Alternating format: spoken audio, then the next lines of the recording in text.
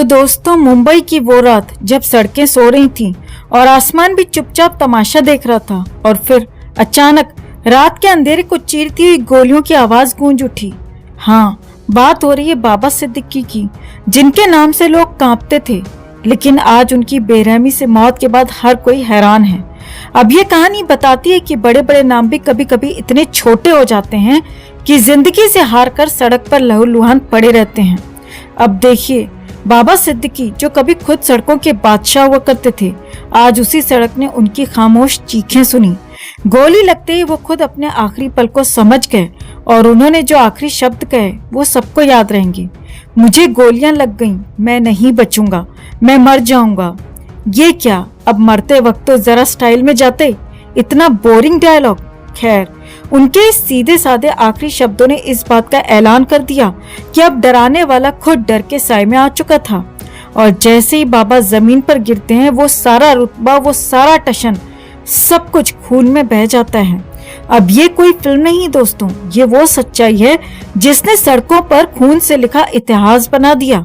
बाबा सिद्दीकी, जिनकी पहचान थी कि वो किसी से डरते नहीं थे, आज मौत के सामने खड़े थे और मौत ने उन्हें बिना एक सेकंड की देरी किए अपनी गोद में सुला लिया। अब सवाल ये उठता है कि आखिर बाबा सिद्दीकी का ऐसा अंजाम किसने किया? कौन था जो इस बेरहमी से उनका इंतजार कर रहा था? सीसीटीवी फुटेज में साफ दिखता है कि वो शूटर आधे घंटे से ज्यादा समय से वहां घात लगाए बैठे थे, जैसे कोई सड़क पर चाय पीने का इंतजार कर रहा हो। वैसे ही वो बाबा को ठिकाने लगाने का प्लान बना रहे थे। वाह भाई, ऐसी प्लानिंग तो बॉलीवुड के डॉन भी नहीं कर पाते। और देखिए, लॉरेंस बिश्नोई गैंग ने खुल्लम खुल्ला दावा कर दिया है कि हाँ भाई, ये हमने ही किया है। अब बाबा सिद्दीकी जैसे लोगों के लिए ये तो सोचना चाहिए था कि सारे ताश के पत्ते आपके हाथ में नहीं होते। कभी कभी आपके सामने भी कोई जोकर आकर बाजी पलट देता है, और इस बार तो जोकर ने बाजी मार ली और बाबा बस देखते रह गए। बाबा के बेटे जीशान सिद्दीकी के ऑफिस के बाहर खड़े कैमरों ने भी सारा मंजर कैद कर लिया, और जब पुलिस ने देखा कि शूटर पहले से वहां बैठे थे, तो समझ आया कि बाबा का टाइम अब तय हो चुका था। वो दिन, वो पल बाबा के लिए आखिरी था। पर क्या वो जानते थे कि ये अंत इतना दर्दनाक होगा? अब पुलिस जांच में जुटी है, आरोपी पकड़े जा रहे हैं, फरारों की तलाश जारी है। लेकिन एक बात साफ है दोस्तों, कि इस मर्डर मिस्ट्री में कई और परतें खुलने वाली हैं। बाबा सिद्दीकी के जाने से ये सवाल खड़ा हो गया कि जब दहशत का बादशाह भी डर के साए में आ सकता है, तो बाकी दुनिया किस भरोसे जी रही है? तो ये थी बाबा सिद्दीकी की आखिरी कहानी, पर शायद ये अंत नहीं है। इस केस में और भी ट्विस्ट बाकी हैं। जुड़े रहिए हमारे साथ, क्योंकि अगले अपडेट में हम आपको दिखाएंगे कि इस मर्डर के पीछे कौन कौन से नए चेहरे बेनकाब होंगे। आज हम बात करने जा रहे हैं उस घटना की जिसने पूरे महाराष्ट्र और देश को हिलाकर रख दिया। बाबा सिद्दीकी की हत्या। एक ऐसा शख्स जो 3 बार महाराष्ट्र का विधायक रहा, 1 बार मंत्री बना, जिसे पावर, पॉलिटिक्स और नाम का नशा था, उसकी कहानी एक गोली से खत्म हो गई। और पूरा देश, मीडिया और हर एक न्यूज चैनल, सब जगह बस एक ही खबर, बाबा सिद्दीकी की हत्या। वाह, देखिए क्या हंगामा है। हर चैनल चीख चीख कर कह रहा है कि ये मर्डर एक बहुत बड़ी साजिश है। सारे नेता बयानबाजी में जुट गए हैं। पुलिस कमिश्नर से लेकर गृह मंत्रालय तक हर कोई एक्टिव है। चारों तरफ से सुरक्षा बढ़ा दी गई है। पूरी सरकार हिल गई है, जैसे ये कोई असामान्य घटना हो गई हो। पर हम पूछते हैं, कहाँ था यह हंगामा जब सुशांत सिंह राजपूत की मौत हुई थी? क्या सुशांत की जान की कोई कीमत नहीं थी? क्या उसका कद किसी मंत्री से छोटा था जो उसकी मौत को बस एक ड्रग केस बना दिया गया? क्या वो इंसान नहीं था जिसने बिना किसी गॉडफादर की अपनी पहचान बनाई थी?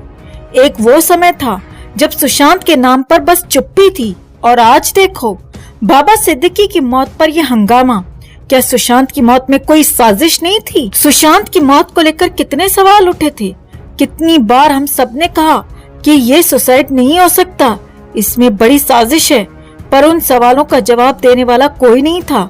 सुशांत की मौत को दबा दिया गया जैसे उसकी कोई अहमियत ही नहीं थी। और आज जब बाबा सिद्दीकी मरे हैं, तो हर कोई बोल रहा है ये साजिश है, ये साजिश है। क्या उस वक्त किसी ने सुशांत के लिए ये शब्द बोले थे? आज बाबा सिद्दीकी की हत्या की जांच पर करोड़ों रुपए खर्च किए जा रहे हैं। हर नेता उनका नाम ले रहा है, हर चैनल उनके लिए रो रहा है, लेकिन सुशांत, उसके लिए कोई आंसू बहाने वाला क्यों नहीं था? क्या सुशांत की जान किसी बड़े पॉलिटिशियन की जान से कम थी? क्या ये देश अब सिर्फ पावर और पैसों से चलता है? क्या किसी आम इंसान की जान की कीमत अब यहाँ कुछ नहीं बची? क्या सिर्फ उन लोगों के लिए इंसाफ है जिनके पास दौलत और सत्ता है?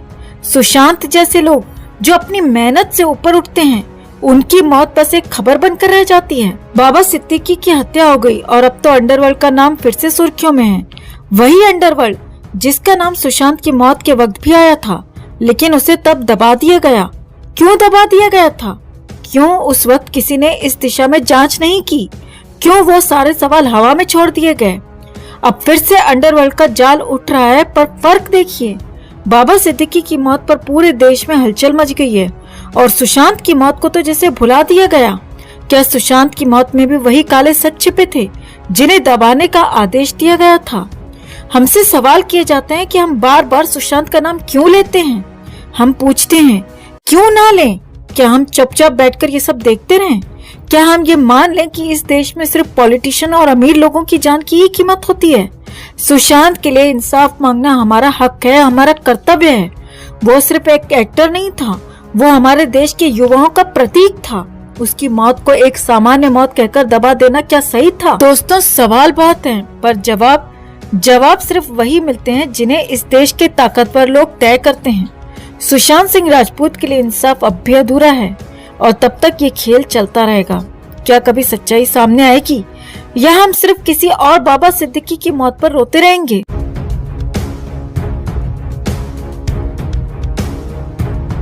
बॉलीवुड के सुपरस्टार सलमान खान एक बार फिर चर्चा में हैं, लेकिन इस पर वजह और भी गंभीर है। हाल ही में हुई बाबा सिद्दीकी की हत्या ने बॉलीवुड और राजनीतिक हलकों में भूचाल मचा दिया है। बाबा सिद्दीकी, जो कि सलमान के बेहद करीबी दोस्त और राजनीतिक रूप से प्रभावशाली व्यक्तित्व थे, की हत्या ने न सिर्फ फिल्म इंडस्ट्री बल्कि पूरे देश को झकझोर दिया है। बाबा सिद्दीकी और सलमान खान के बीच का रिश्ता काफी पुराना था। हर साल होने वाली इफ्तार पार्टी में दोनों की दोस्ती की झलक देखने को मिलती थी, लेकिन अचानक हुई इस हत्या ने सभी को चौंका दिया। सवाल ये उठता है कि इस मर्डर के पीछे असल वजह क्या थी और क्या इस पूरी साजिश में लॉरेंस बिश्नोई का हाथ है? लॉरेंस बिश्नोई पंजाब का कुख्यात गैंगस्टर पिछले कुछ समय से सलमान खान के खिलाफ बयानबाजी और धमकियां देने के कारण सुर्खियों में है। 1998 के काले हिरन शिकार मामले में सलमान का नाम आने के बाद बिश्नोई ने सलमान को अपनी हिट लिस्ट में डाल दिया था। बिश्नोई ने खुलेआम कहा था कि वो सलमान को मारकर काले हिरन की मौत का बदला लेगा, क्योंकि बिश्नोई समाज काले हिरन को धार्मिक रूप से पूजनीय मानता है। लेकिन अब सवाल यह है कि क्या बाबा सिद्दीकी की हत्या और सलमान खान को मिल रही धमकियों के बीच कोई कनेक्शन है?